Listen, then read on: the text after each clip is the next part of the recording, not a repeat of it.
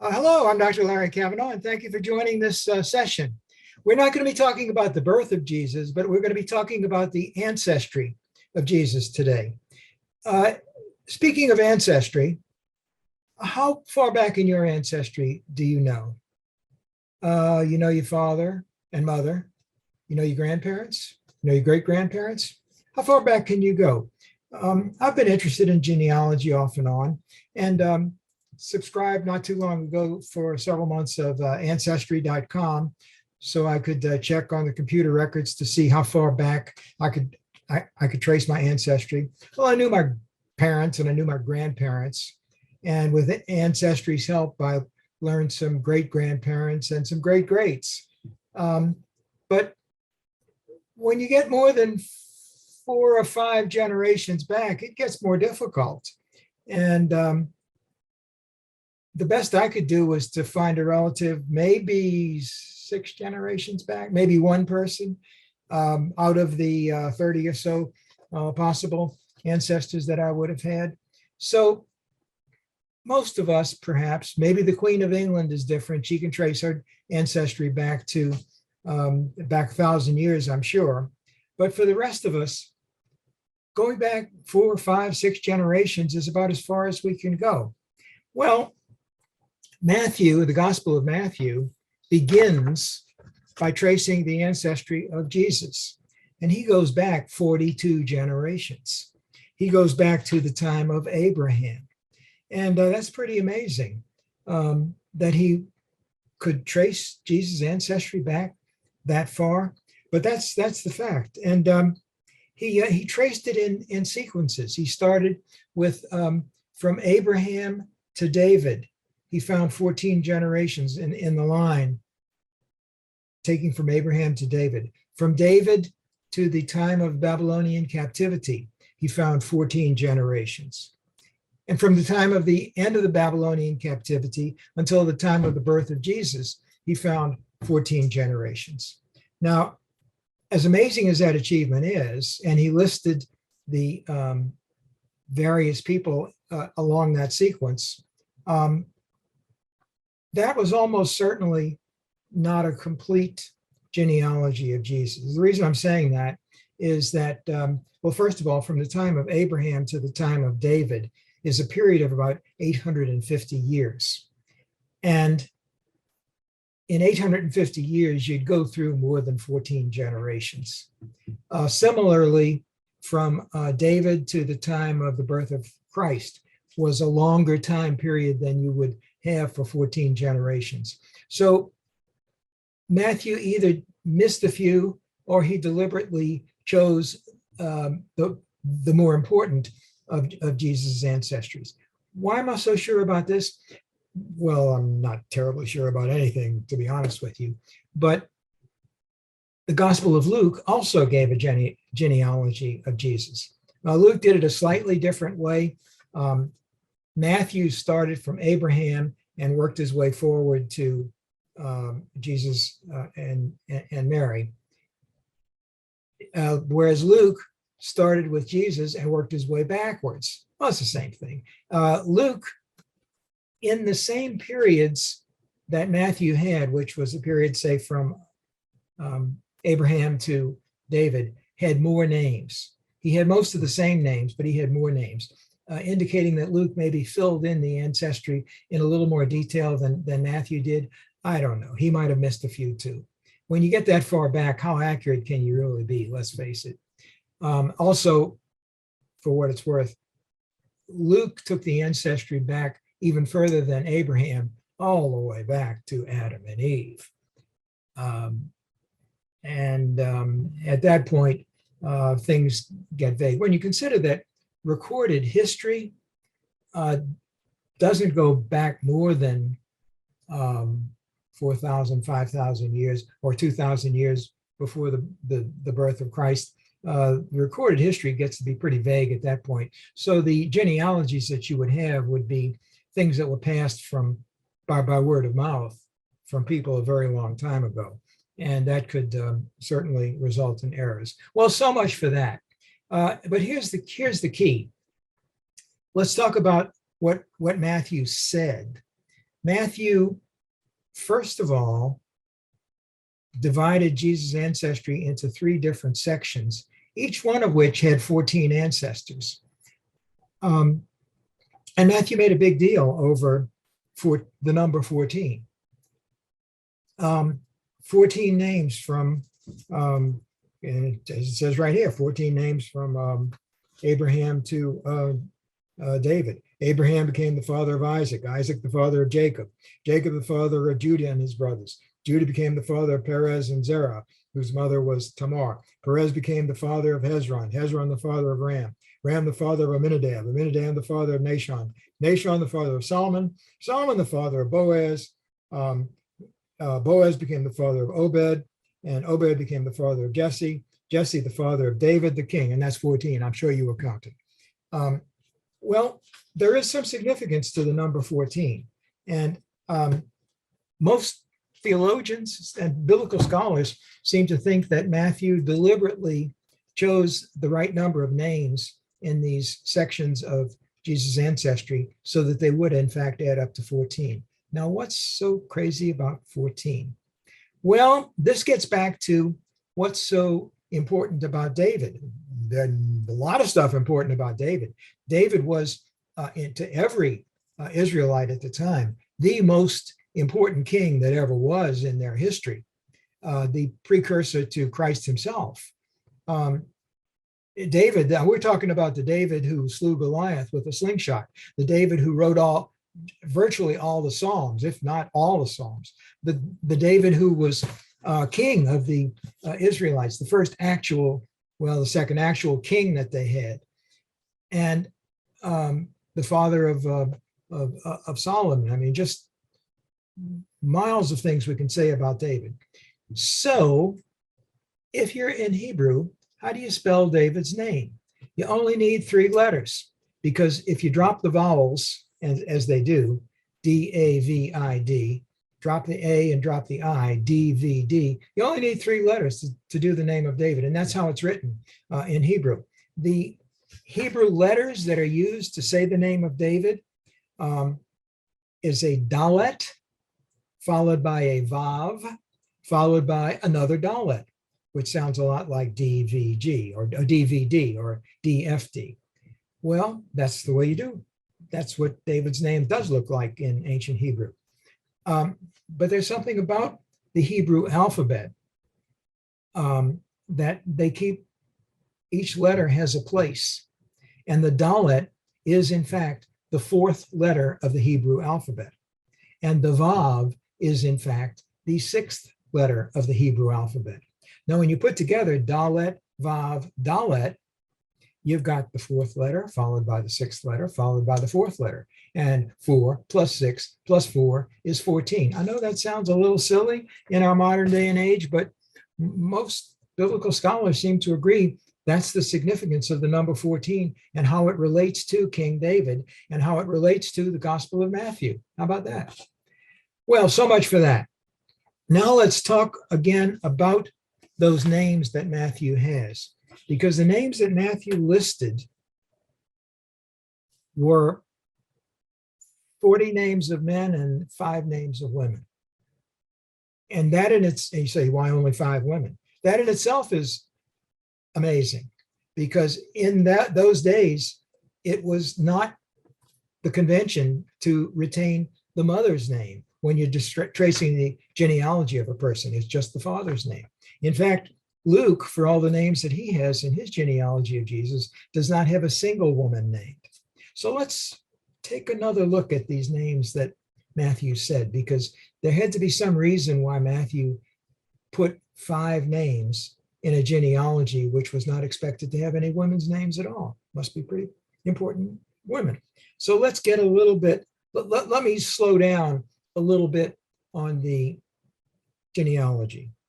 Abraham, the father of Isaac, Isaac, the father of Jacob, Jacob, the father of Judah and his brothers, Judah, the father of Perez and Zerah, whose mother was Tamar, the first woman named, Tamar, the first important woman in Matthew's genealogy. And we'll get back to her in a moment. Perez became the father of Hezron, Hezron the father of Ram, Ram the father of Amminadab. Amminadab became the father of Nahshon. Nahshon the father of Salmon. Salmon the father of Boaz, whose mother was Rahab, the second woman named Rahab. We're going to talk about her in a moment. Boaz became the father of Obed, whose mother was Ruth. Ruth, I bet you've heard of Ruth already, but we're going to talk about her also. Obed became the father of Jesse, Jesse the father of David the king. David became the father of Solomon, whose mother had been the wife of Uriah. Solomon's mother had been the wife of Uriah. She's not named, but we know who she is because she's very famous in an Old Testament story. The wife of Uriah was Bathsheba. And we've got a good story to Bathsheba. And then so on and on and on. We'll continue with Matthew because he doesn't name any other women after Bathsheba until he gets down to Joseph and Mary, and he names Mary as the mother of Jesus. And so that's the 5 women. So now let's talk about these 5 women because they're pretty important. I'm going to take them in order. They have some similarities and a great many differences. First of all, the oldest one that we named was Tamar. Tamar. If you're an avid reader of the Bible, you will notice that there's more than one woman in the Old Testament whose name is Tamar. In fact, one of the children of King David was a daughter named Tamar who figures big time in one of the stories. But this is the first of the Tamars that are named. This is the Tamar around the 16th century BC. This Tamar was at the time of Judah, who was either the leader of the tribe of the Hebrews, or maybe he was a king at the time. Judah had several children, and Tamar married the eldest son. The eldest son was named Er, E-R, and who would have been, and Er was the oldest son of Judah, so therefore he was the heir of Judah. However, Er died before Tamar could produce any children by him. So Er died childless. Now, in those days, this is not quite acceptable because there's an inheritance to be had and there has to be somebody to inherit. And the rule of the time was that when a brother died, his brother needs to marry the widow and produce children, produce offspring, who would then be considered the offspring of the older sibling. So when Er died, Judah ordered the next brother to marry Tamar. Now, the next brother was a fellow named Onan. And Onan wasn't the best of sorts. Onan was not interested in producing children by Tamar because, in his opinion, these children wouldn't be his. They'd be the children of his dead brother. And so I guess you could say he married Tamar, but he did a terrible thing. He committed a terrible sin. That's probably one of the worst sins recorded in the Old Testament. When Onan was with Tamar, and Tamar was actively trying to become pregnant by Onan, as Onan was going through the act of sex, he went through the act of sex, but at the moment of fulfillment, he pulled himself out of Tamar's body and spilled his seed on the ground. That's the way it says. And he did this in order to not produce any offspring through Tamar. This even today is considered a terrible sin, and it has its own name. The sin of onanism comes from this. And as a result of this, God punished Onan. God made sure that Onan died a very early death at the hand of God. After Onan was dead, and Tamar still had not produced an heir, Judah asked the third son in line whose name I don't have written down here. And the third son absolutely refused to take Tamar as a bride. I think she was considered bad luck at the time. The first two were now dead. So there was Tamar. She was childless. The son of Judah was childless as a result. And Tamar desperately wanted to produce an heir for Judah to be the next in line in the kingship. So Tamar did a terrible thing on her own, but it's recorded there. Tamar made out as if she was a prostitute, got Judah drunk and sleepy, and after Judah went to sleep, she snuck into his bedchamber, snuck under the covers, and Judah, in his drunken stupor, you might say, impregnated Tamar. And as a result, Tamar had a child. Well, there are two sons, Perez and Zerah. And Perez was the immediate successor to Judah. So in the line of succession for Jesus, Judah impregnated Tamar accidentally, and Perez, who was considered not Judah's child, but Judah's son's child, but his son was dead, so that meant that Perez was the next in line for the kingship of the Hebrews. And that puts Tamar very much in the picture, with a kind of a soap opera type story associated with it, you might say. So after that, several more generations of kings of the Hebrews happened, without Matthew mentioning any names for the women. And let's take us to the time of Joshua. In the time of Joshua, who was fighting to tear down the city of Jericho, because the Hebrews were promised to have the land that Jericho sat on, and I think it was Canaanite land. In the process of trying to tear down Jericho, Joshua, remember the song, Joshua fit the battle of Jericho and the walls came tumbling down? This is the same Joshua and the same Jericho. Joshua sent two spies into Jericho to determine what they had, what their defenses were, what it would take to take them down. And these two spies, it was very dangerous to be a spy in those days, just as it is dangerous to be a spy now. There was a woman in Jericho, and her name was Rahab. Rahab, name Rahab, occupation prostitute, family well taken care of. But let's remember that for later. Rahab was a believer that the Hebrews, the Israelites, were in fact supposed to take over Jericho because God, in fact, had promised them their land. So Rahab decided that she was going to, although she was an inhabitant of Jericho and a citizen of Jericho, was going to help the spies of Joshua. So they got into town by climbing over the city walls, and Rahab hid them.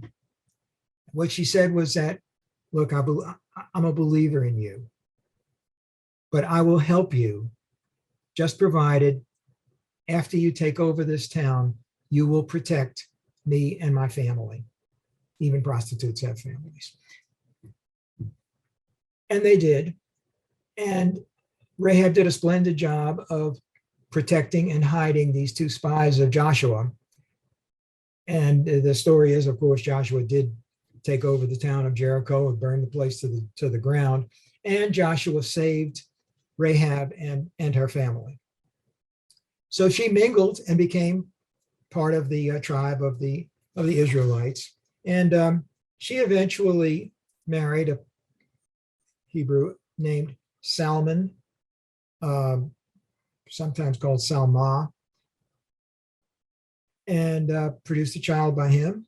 And the child that she produced was Boaz, and Boaz became one of the leaders of the tribe. So Rahab, the woman from Jericho, not even a native Hebrew, is the second one who contributed to the lineage of Jesus, because Jesus is in the line of Boaz. Now let's move just one down the line. The next story of most important person, the one that I think maybe you've heard of before, is Ruth. Ruth was also not a Hebrew, but let's take it one back. There was a Hebrew couple named Naomi and Elimelech, and they lived in Bethlehem. Elimelech, I mean. And they lived in Bethlehem. And they had two sons. Their sons were Chilion and Mahlon. And there was a famine in Bethlehem. They couldn't produce enough food for their family. And so, with heavy hearts, they had to pack up their bags and move to a different place where they could grow food or where they could survive. And they went into the territory of the Moabs, which was sometimes hostile to Jerusalem and the Bethlehem, the Israelites. However, they made a go of it in Moab, and their two children, Chilion and Mahlon, found good brides to marry, good Moabite brides to marry. One of them, Chilion, married a gal named Orpah, O-R-P-A-H. Sounds a little bit like Oprah, doesn't it? In fact, I think that might be where the name Oprah came from, Orpah, the wife of Chilion, the first son of Naomi. And the other son, Mahlon, married a Moabite named Ruth. This is the Ruth we want to talk about. As it turned out, they survived in Moab for some years, but Elimelech died, and the two sons, Chilion and Mahlon, also died, leaving Naomi a widow, and the two women that her sons had married, also widows. Naomi resolved to go back to Bethlehem. I think she felt the famine was over, and as a widow, she didn't have good prospects by going back to Bethlehem, but she wasn't going to stay in Moab without a man or anything.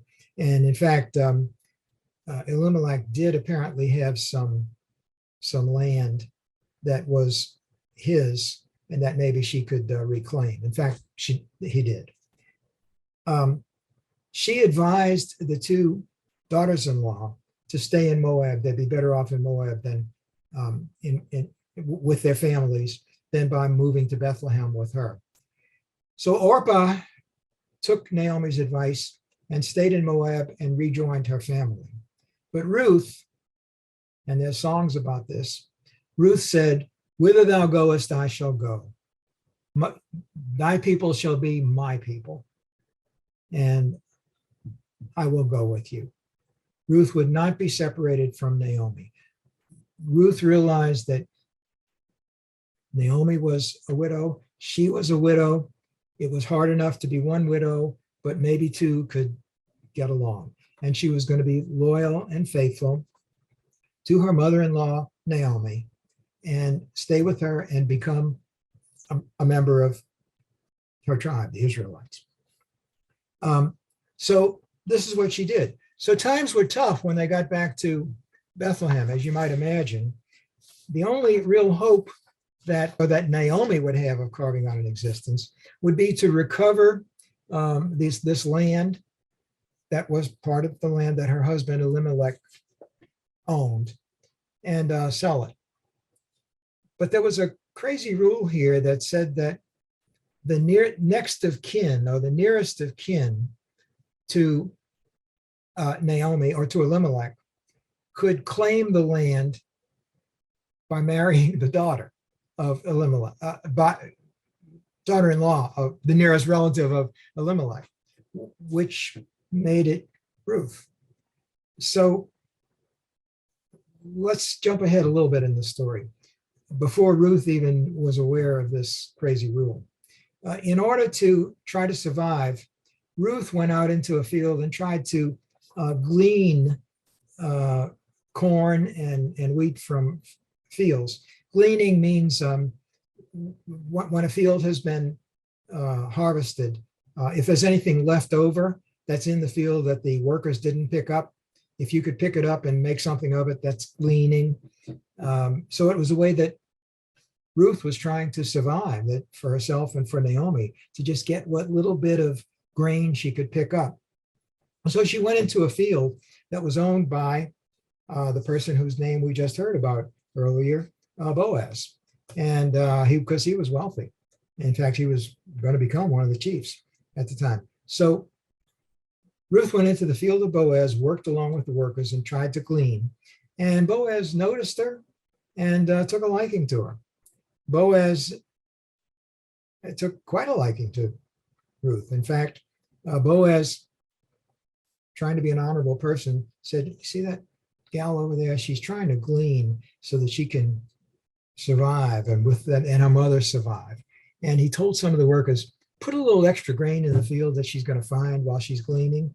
Make sure that she doesn't go home hungry."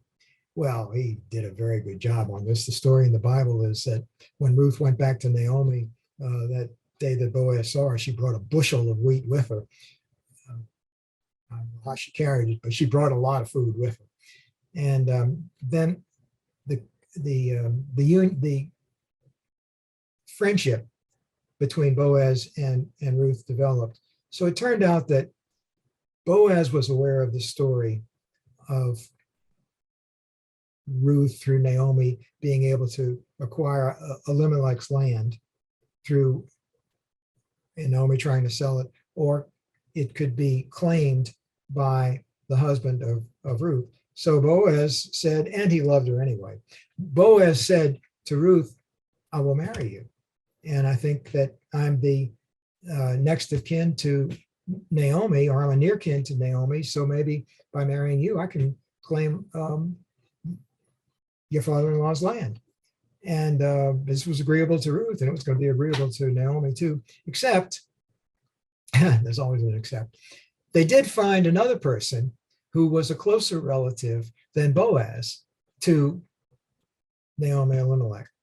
And so there's this cute story in the Bible of the story of Ruth, in which Boaz got together with this closer relative, had a little money for him, had some witnesses, and said, "Now to this relative, now, you can claim this land of Elimelech's, but to do it, you're going to have to marry Ruth." Well, this guy wasn't interested in marrying Ruth.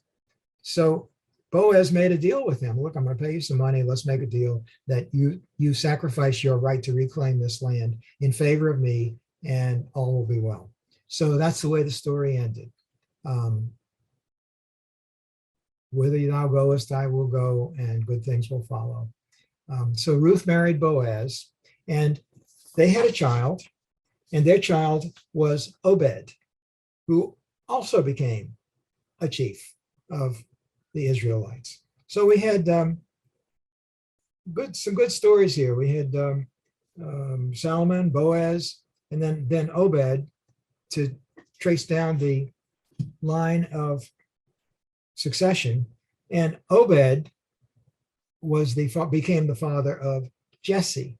Remember the root of Jesse? And Jesse became the father of David. And David was the big guy, the most important king that the Israelites ever had. Next, let's talk about King David and this mysterious person who was the wife of Uriah. King David, what a person he was. What stories have been told about David? The story of David and Goliath, which we knew as children, the story of David and all the psalms that he wrote. Every time you go to church and sing a psalm, it was probably written by David. David wrote either every single one of the psalms or 99% of them. He wrote most, if not all, of the psalms that we sing. So when you sing a psalm, you're singing something that King David wrote. So he was musically inclined. But he was also a king. He was the head of an army. His army defeated all his enemies. He was really a major general and a good soldier, and the king with great many stories associated with him, including this one. David was in his palace at the time. His army was out doing some other errands, fighting somebody else for him.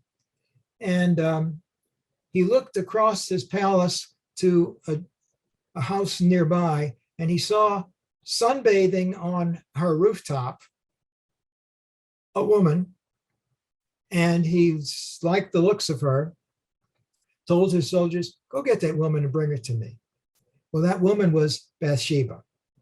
And it turns out that this Bathsheba was the wife of one of the generals in David's army, Uriah, who was himself not a Hebrew, but he was a Hittite. David had Bathsheba over there and really lusted after her, slept with her, made her pregnant. And being honorable, David said, "Oh my goodness, Bathsheba, you're pregnant and your husband is not around. Your child is going to be considered not his child." So David recalled Uriah from the battlefield to have a furlough. Come see your wife. Your wife needs you. And Uriah came. And it turns out that Uriah wasn't really interested in his wife. Uriah was more interested in going to the bar and having a few drinks with the other soldiers. And that got David pretty upset because he had brought Uriah back so that the story could be told that Bathsheba was pregnant through Uriah, which she wasn't, but they could pretend and make that be the official story. Okay. David, in his anger, said, "Well, if Uriah is not going to claim this pregnancy of Bathsheba, I'm going to fix his wagon." He fixed him pretty good. He sent Uriah back to the battlefield, and he sent instructions to Uriah's general to send Uriah on a mission all by himself.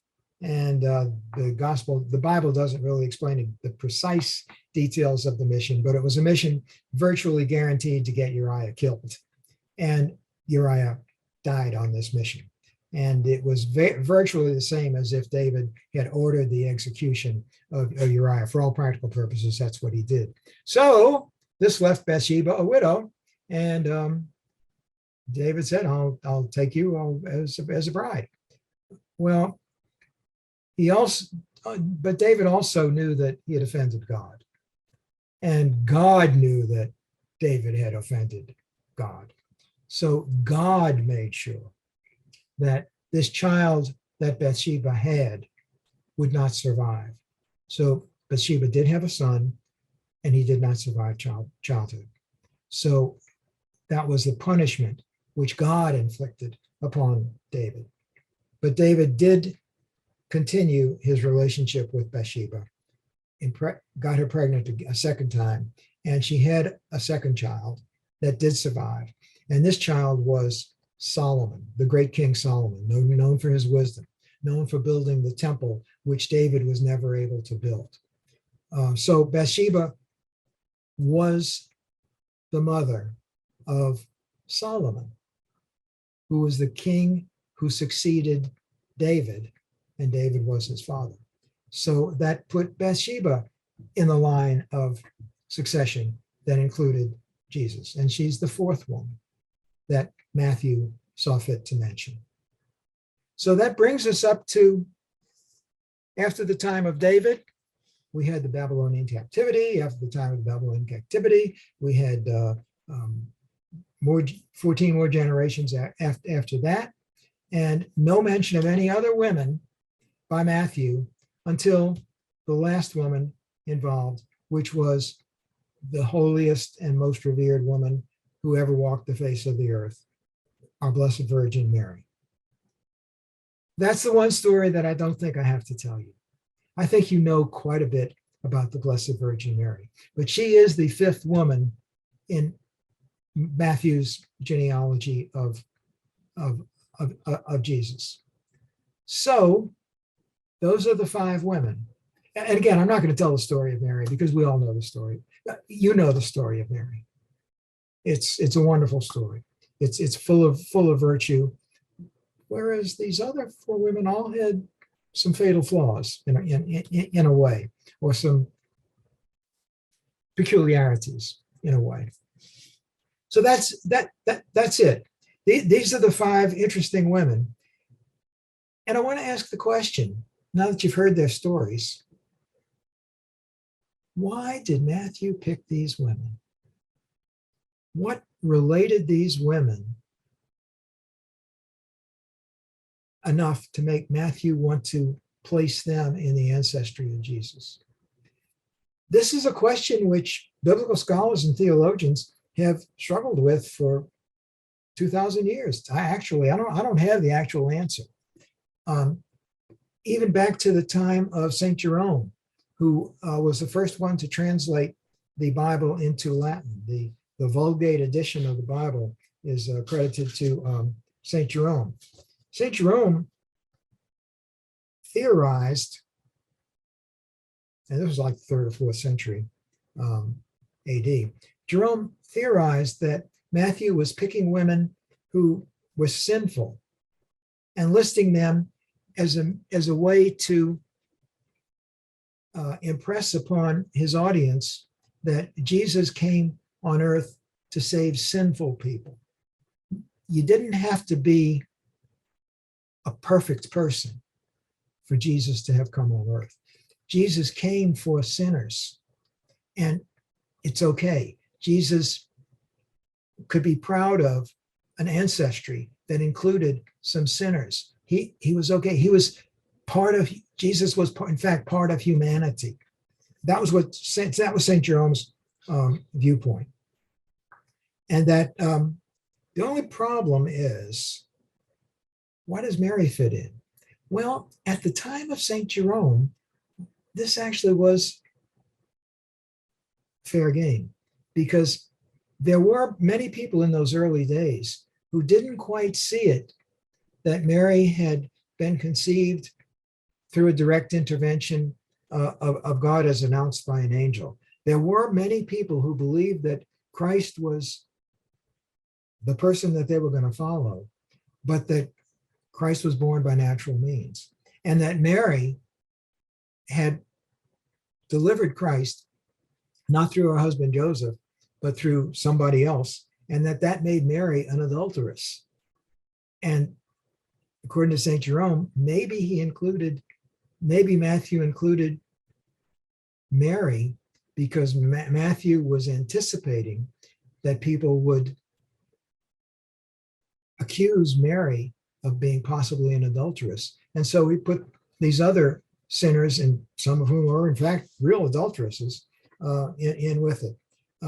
That's a harsh thing to say, but it's a possibility that that excuses St. Jerome as to maybe why the explanation for having included Mary. Okay, that didn't ring true very well. Later on, Martin Luther, of all people, proposed a theory, and he noted from his study of the Bible that these women that were identified by Matthew were foreigners, Canaanites, Moabites. Bathsheba wasn't a foreigner, but she was married to a Hittite who was a foreigner. And that this was the connection, that Matthew was trying to indicate that Jesus came to save people, no matter who they were from, Samaritans, Canaanites, Moabites, and that was his idea. Once again, Mary was true and true Israelite Hebrew, so didn't quite fit. But that was Martin Luther's idea. Modern day, this thing is still being argued. In modern day, theologians are suggesting that there's some combination, that St. Jerome had some things right about it, Martin Luther had some things right about it, and that in some way, this said that Jesus was for everybody. Sinners, good people, great people, saints and sinners, but Jesus here to save them all. And I think we're getting onto it when we say this. Jesus came for everybody.